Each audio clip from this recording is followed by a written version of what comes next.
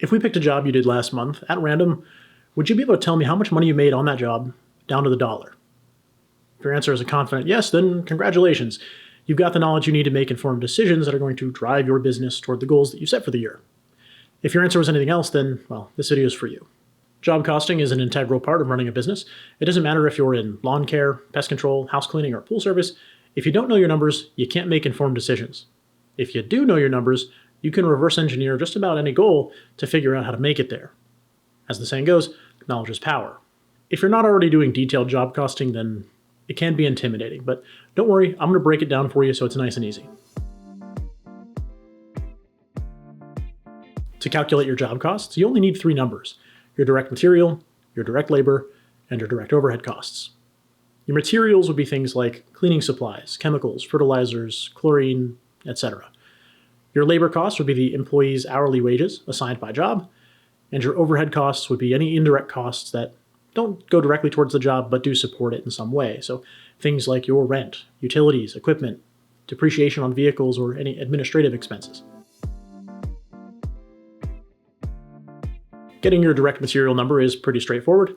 Simply add up the cost of any materials used on a job, record the quantities and cost for each material, and then use invoices or purchase orders to track your material expenses. Pro tip, instead of tracking these things manually, you can use a field service software like Service Autopilot. A pool cleaning service might calculate it this way. Your direct material cost would be equal to the chlorine used, plus algicides, plus muriatic acid. Simple as that. Labor costs are also easy to get. Simply track the employee's time spent on the job, and then multiply the hours worked by their hourly wage. Repeat this process for any other employees on the job. If you're a cleaning business and you had 2 cleaners at a house for 2 hours, and they're paid $18 an hour, simply multiply 18 by 2 for the first cleaner, and then 18 by 2 for the second cleaner, and then add those numbers together for a total of $72. Overhead costs work a little bit differently. Overhead costs are applied using a predetermined overhead rate, usually based on labor or machine hours. Basically, we'll take the total overhead costs and then spread them out evenly over the hours worked in a given time period. This sounds a lot trickier than it is, so let's run through a quick example to find your overhead as a dollar amount. Your hourly overhead is equal to your monthly overhead divided by billable hours. For example, let's say we have $6,000 in monthly overhead and 200 billable hours. Hourly overhead would be $6,000 divided by 200, which would give us an hourly overhead of $30. Meaning for every hour worked, we incurred $30 in overhead expenses. For extra credit, if you want to find your hourly overhead as a percentage, take your hourly overhead rate and divide it by your total hourly cost. Your total hourly cost being your direct labor plus your hourly overhead rate that we just calculated. Then to turn that number into a percentage, all you got to do is multiply that number by 100. For example, if our overhead rate is $30 and our total hourly cost is $100, we can divide 30 by 100. Then to turn that into a percentage, just multiply that number by 100. In this case, we'll get 30%, which means that 30% of our total cost is overhead. As a general rule, you want to try to keep your overhead percentages to 35% or lower. To get your total job cost, simply add up the total material, labor, and overhead costs that we just calculated. Luckily, this is probably the easiest one, so just add all the numbers together. Your total job cost is equal to your direct materials, plus your direct labor, plus your hourly overhead rate.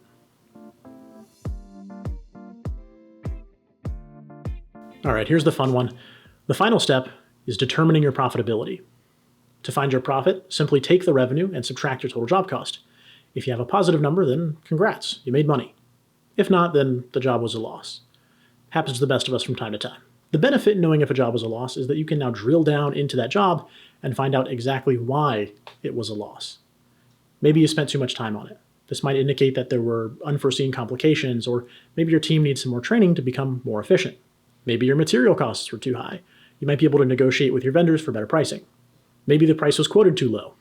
Accurately estimating your cost and accounting for overhead before going into a job is crucial for ensuring that the work you're doing will be profitable.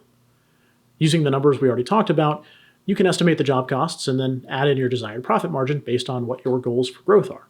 All of these problems have solutions, and knowing what problems are affecting your jobs will help you avoid them in the future. If you don't have a field service management tool like Service Autopilot, then I'd highly recommend you look into it for your business. Field service software tracks all of your job costing for you and can even generate automatic reports, allowing you to easily find and fix profit drains in your business. Use software to streamline the processes that I've gone over today, and you can really zero in on your job costs.